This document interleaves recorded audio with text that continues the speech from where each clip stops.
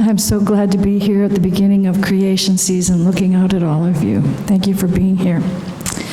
Because it's the beginning of creation season, we're starting at the very beginning of the Bible, and then taking a little detour, which I'll explain as I go into the sermon. So from Genesis chapter 1, verse 1, in the beginning, when God created the heavens and the earth was a formless void, and darkness covered the face of the deep, while a wind from God swept over the face of the waters.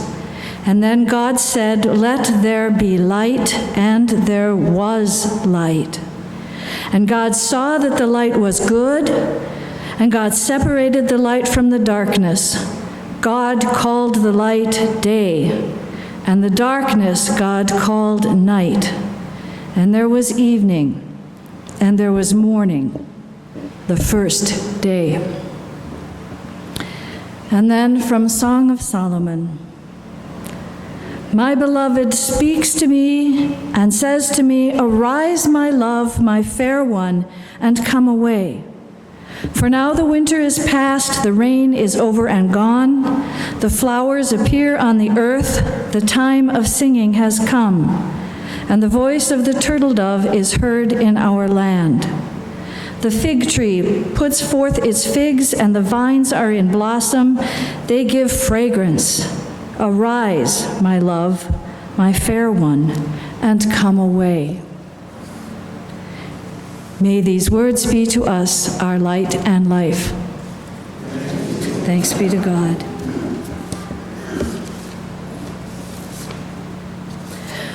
When I was around 12, I decided with the sincere faith of the young to read the Bible from start to finish. I got through the first books, although I confess I probably mostly skipped over Leviticus and Numbers. Then Joshua, Judges, Ruth, those were interesting. And then Samuel, Kings, Chronicles, history. I liked history. And I love poetry, so I lingered over Job, Psalms, and Proverbs. And then I came upon the Song of Solomon, also called the Song of Songs. Let him kiss me with the kisses of his mouth, for your love is better than wine. Your anointing oils are fragrant. Your name is perfume poured out, and therefore the maidens... What was that? Did anyone else know it was there? I was convinced that the book was in the Bible by mistake, that clearly no one else knew about it, and I had better keep my mouth shut, because if I told anybody it was there, they would take it out. I just couldn't believe that the Bible would have a book of love poetry. As I got older, I realized, of course, that I hadn't stumbled upon a secret. There is no book in the Bible that has not been studied for thousands of years by a lot of people. I did come across some different interpretations, however. Song of Songs is extensively interpreted as an allegory of the love of God for Israel, or the love between Christ and the church, or between Christ and the mystic. Right. Because it couldn't be about, two human beings who express their love for each other and their delight in each other's bodies. Hold that thought. Now I'm going to flash forward to 1970, when Wisconsin Senator Gaylord Nelson jump-started the environmental movement by proposing the first nationwide Earth Day. He wanted it to be a protest, and his goal was to force this issue onto the national agenda. It worked. Earth Day 1970 was observed coast to coast, and it resulted in the Environmental Protection Agency, the Clean Air, Clean Water, and Endangered Species Acts.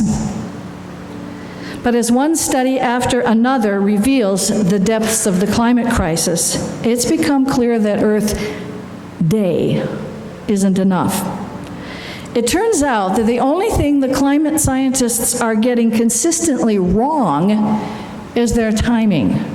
It's all happening a lot faster than they predicted. So what now? Is a day enough to force the issue back onto the national agenda? While some others were pondering this, there was a group of Lutherans in a church in Australia, down under, who said to themselves, we celebrate Lent before Easter, Advent before Christmas. When do we celebrate creation? There was no creation season in the church's liturgical calendar, so they made one up. And it was such a hit that they talked about it to the Uniting Church of Australia, and they held workshops, and they developed some resources, and tried different things, and then in 2004, about 50 churches in Melbourne and Adelaide launched the new liturgical season. 2005, 50 churches. It was, by 2005, it was nationwide. Local congregations around the world from all different denominations read about it on the internet and adopted creation season into their worship. It is a genuine grassroots movement that is now celebrated by the National Council of Churches, most of our denominations, the Orthodox. I am proud that this church has now adopted it too. Very proud. So climate change has gone from being like a couple of paragraphs on page 12 to finally cracking CNN. Since the middle,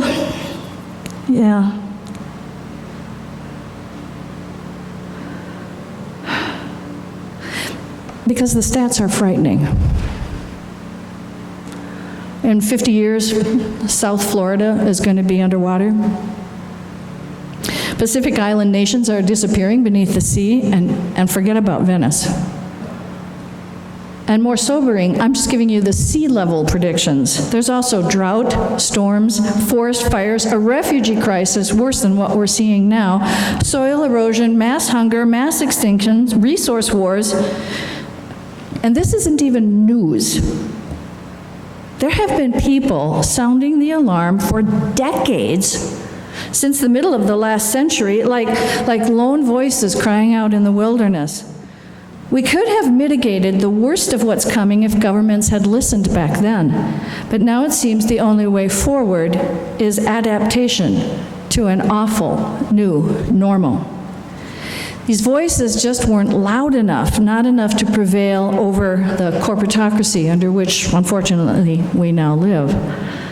So if any movement needed a hero, it was this one. A voice that is not alone in the wilderness, but a voice with the equivalent of a global megaphone.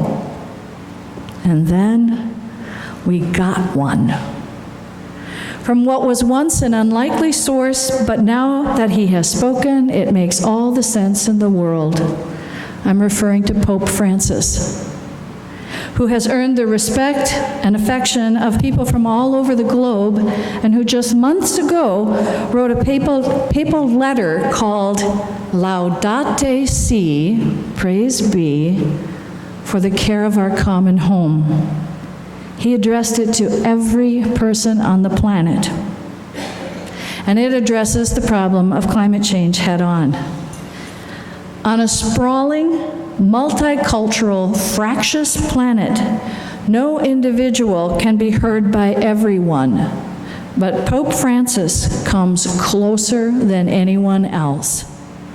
No one else could have weighed more usefully on the first planetary question we've ever faced.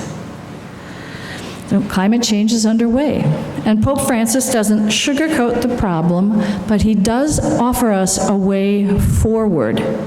He doesn't appeal to fear. He doesn't descend to despair. Despair for him and for us as people of faith is not an option. So no, instead, he appeals to beauty. And in so doing, he offers hope. He appeals to the beauty of creation and to our moral responsibility as people whose religious consciousness begins with those words, "In the beginning, God created." In other words, he invokes the beauty of creation and uses that as a way forward. Aha. Maybe that's why Song of Songs is in the Bible. In many ways, the Bible is, to borrow a phrase from Chalmers Johnson, about the sorrows of empire. One domination system after another that rises up, struts and frets its brief hour on the stage, and then is heard no more except for the trail of oppressed people scattered across the pages of history. The Bible contains story after story of deceit, betrayal, economic injustice, the broken promises of faithless people, and then, in the midst of all this violent history, the Jewish sages see fit to include a book that delights in human love. Is it possible that they meant us to understand that in the midst of wars and famines, poverty and illness, it is still possible to fall in love?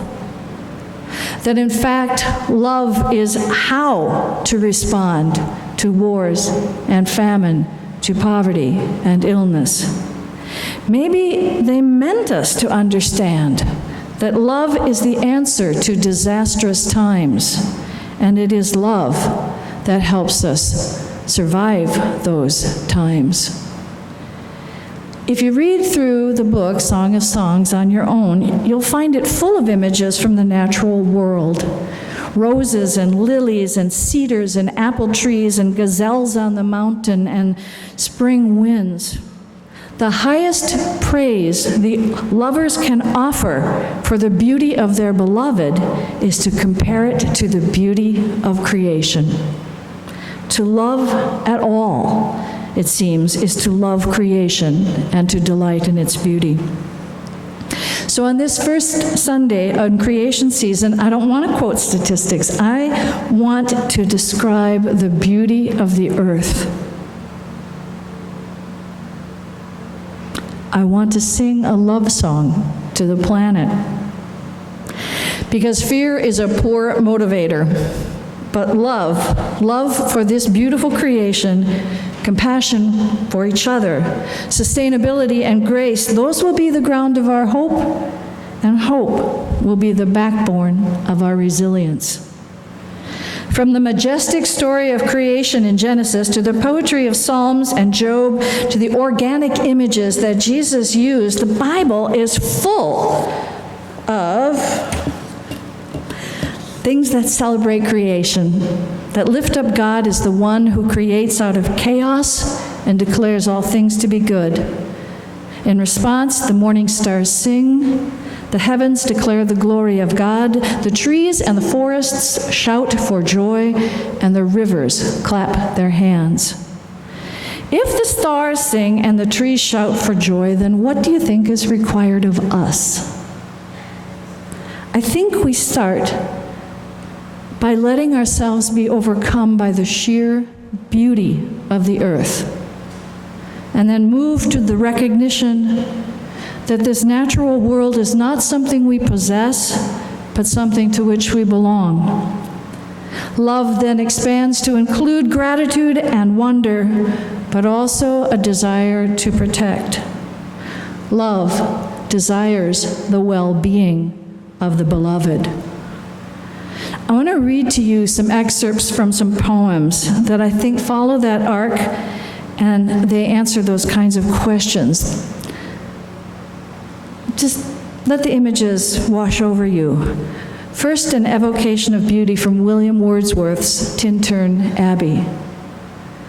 Again, I hear these waters, rolling from their mountain springs with a soft inland murmur.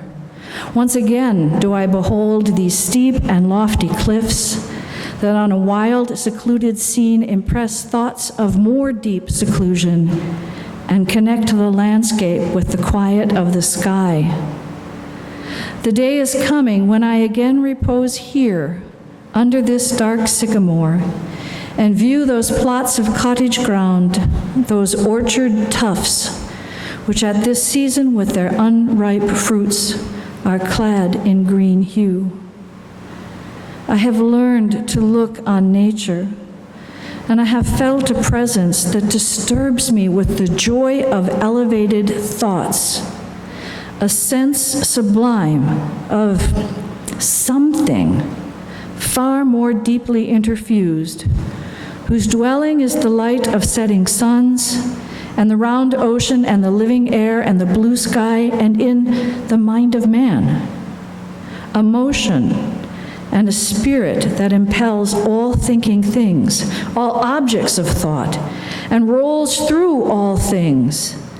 Therefore am I still a lover of meadows and the woods and mountains, and of all that we behold from this green earth, of all the mighty world of eye and ear, both what they have create and what they perceived, well pleased to recognize in nature and the language of the sense, the anchor of my purest thoughts, the nurse, the guide, the guardian of my heart and soul, of all my moral being. And now a reminder from Margaret Atwood's poem, The Moment, about our place in creation. She writes, "The moment when, after many years of hard work and a long voyage, you stand in the center of your room, your house, half acre, square mile, island, country, knowing at last how you got there and say, 'I own this.' The same moment when trees unloose their soft arms from around you, the birds take back their language, the cliffs fissure and collapse, the air moves back from you like a wave, and you can't breathe. No, they whisper, you own nothing. You were a visitor, time after time, climbing the hill, planting the flag, proclaiming, we never belonged to you. You never found us. It was always the other way around." And then, should we think things are too dire for hope, may we be brought to our senses by a poem by an anonymous girl in a Nazi death camp. She wrote, "He doesn't know the world at all who stays in his nest and doesn't go out. He doesn't know what birds know best, nor what I want to sing about, that the world is full of loveliness. When dewdrops sparkle in the grass and earth's aflood with morning light, a blackbird sings upon a bush to greet the dawning after night, and then I know how fine it is to live. Try to open your heart to beauty. Go into the woods someday and weave a wreath of memory there. And then if tears obscure your way, you'll know how wonderful it is to be alive." And from Anne Frank, "I simply can't build up my hopes on a foundation consisting of confusion, misery, and death. So I don't think of all the misery, but of all the beauty that still remains." There is nothing stronger than love, and those Jewish sages who kept the Song of Solomon in the Bible knew it. Toward the end of the book, you'll find these words, "Love is as strong as death, passion fierce as the grave. Its flashes are flashes of fire, a raging flame. Many waters cannot quench love, neither can floods drown it." It is love for this earth and not fear of the future that will get us through. I asked earlier if maybe a reason for including Song of Songs in the Bible was to suggest that in the midst of disaster, love and beauty are not only possible, but in fact are the way forward. Because from the beginning, that has been God's answer. Out of every kind of chaos God creates, in the midst of all those biblical stories of deceit and betrayal, of economic injustice and broken promises, God continues to create. Even in the Noah story, where God is described as so fed up with creation that God sends rain and floods on the earth, even then, the point of the story is God's faithfulness to Noah and to all of the creatures that are saved 2 by 2, so that they will survive and repopulate the earth. Climate change is underway. The rains are coming. But God is still with us, and creation is still beautiful. The heavens are still telling the glory of God. So let's not wring our hands and give in to fear. Let's build an ark.